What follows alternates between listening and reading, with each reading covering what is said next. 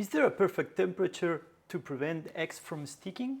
Because I've been getting this question a lot, and until this day, eggs sticking is considered one of the biggest mysteries of the universe. So this morning, I tested it properly. I cooked like 30 eggs. I tried different types of pans, different temperatures, and different amount of oil.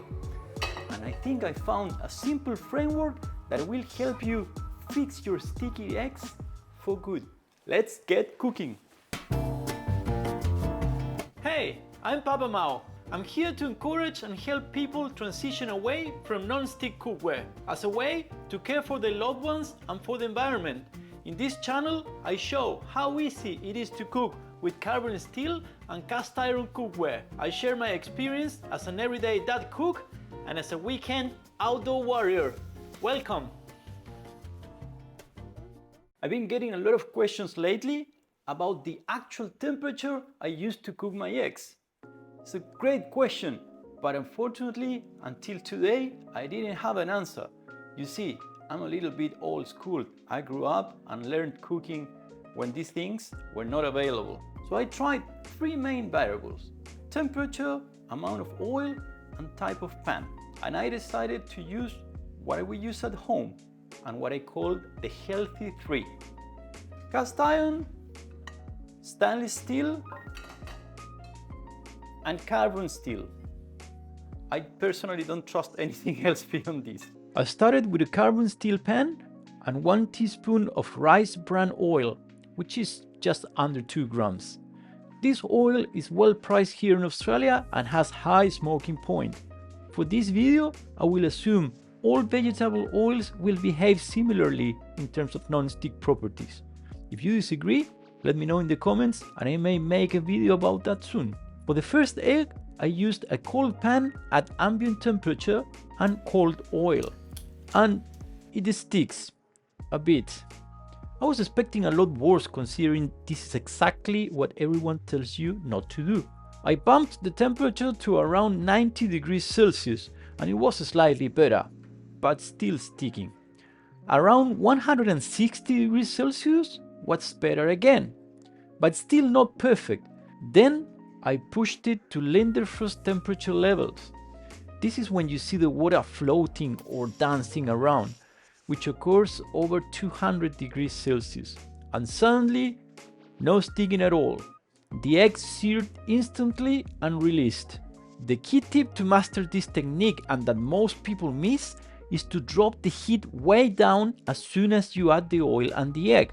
Like, turn the heat off. Seriously, if your pan has enough thermal mass, it should cook that egg quickly without setting your smoke alarms off. So, at this point, it looked like temperature was the answer. But then I tried something else. Same low temperature, but double the amount of oil. And now, I started getting gentle cooking and perfect release, even at low temperatures. Interesting. It appears that oil compensates for lack of temperature and temperature compensates for lack of oil. At least for this pan. I tried 2 other carbon steel pans and results were consistent. And cast iron behaved almost exactly the same. Low oil, slight sticking, more oil, smooth. Lindenfrost, no sticking.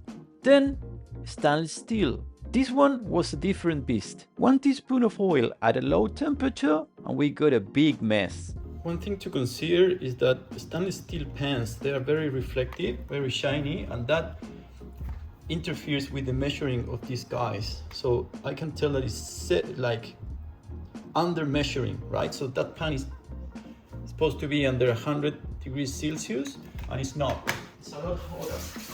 It's a lot hotter. Look. Right? This means that it's over 200 Celsius because we have full Lindenfrost effect here. Okay? And temperature did the trick. It behaved exactly like every other pan that I tested. So it seems that stainless steel is much less forgiving than the other two. But then I tried again at low to medium temperature, but this time using what I call the double fat trick. That's a teaspoon of oil and 3 grams of butter. And look at that. That egg was gliding like a dream. So here's the framework. Lower temperature, you need more oil, at least enough to cover the surface of the pan. At higher temperatures, it seems that the eggs sear instantly and they release on their own. I even managed to pull off an egg without oil. If you want gentle, controlled cooking, a good starting temperature would be between the 120 to 160 degrees Celsius. If you don't have a thermometer, a good clue is to drop a little bit of water and those droplets should evaporate quite quickly, not instantly. In terms of oil quantity, I would suggest you use 1 teaspoon of oil for a 20 centimeters or 8 inches pan, 2 teaspoons of oil for the medium size 26 centimeters pan, that's the 10 inches, and 3 teaspoons of oil for the big guys, around 30 centimeters or 12 inches. That's what I tested and that's what's been working for me. In terms of the type of oil, the good thing of cooking at lower temperatures, like the ones I just mentioned, is that you could use more delicate oils. I personally love cooking my eggs with olive oil, extra virgin olive oil. That oil is delicious and just grew up. It's been part of my family culture forever, but it's very delicate and it loses its properties. It degrades quite quickly at higher temperature. It has a lower smoking point, right? So olive oil would not be appropriate for high temperatures at the Lindenfrost temperature. Just a comment about the amount of oil. This is still very reasonable. We are not deep frying our eggs, okay? Adding more oil on top of the recommended amount that I'm suggesting doesn't make any difference. It will not make the pan more non-stick, all right? So that's what I found. Now, a couple of comments about brand new pans. I don't know why, but most people, as soon as they get their new pan, the first thing they want to cook is a fried egg. And it's not always an easy task. Some pans come from factory polished, like the Strata, all right? Or even the Darto, like many carbon steel pans come like completely polished without any pre-seasoning. The ones that come pre-seasoned, very often, they come with a texture that is done by sandblasting the pans before going into the pre-seasoning oven. That gives them a really like a micro texture, okay?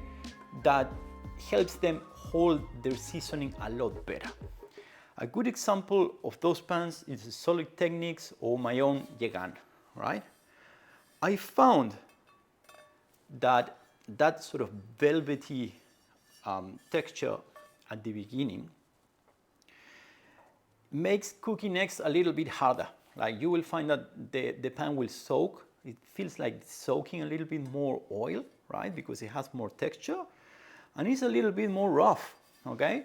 So at the beginning for those pans, I would suggest you start with the double fat trick.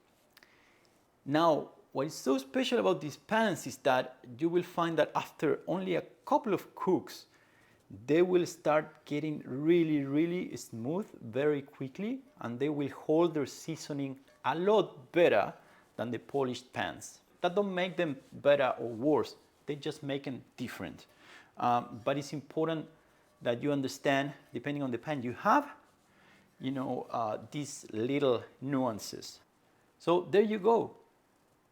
If your eggs stick, it's not because your pan is bad, and it's definitely not because your pan lacks seasoning, all right?